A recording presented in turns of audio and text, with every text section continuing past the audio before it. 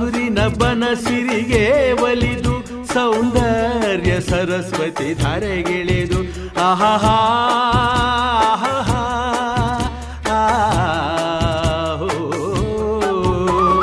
ಹರಿಯುವ ನದಿಯಲ್ಲಿ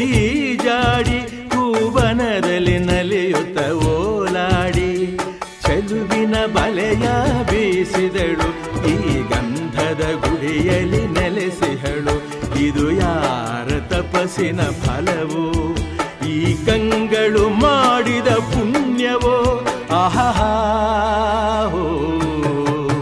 ನಾವಾಡುವ ನುಡಿಯೇ ಕನ್ನಡ ನುಡಿ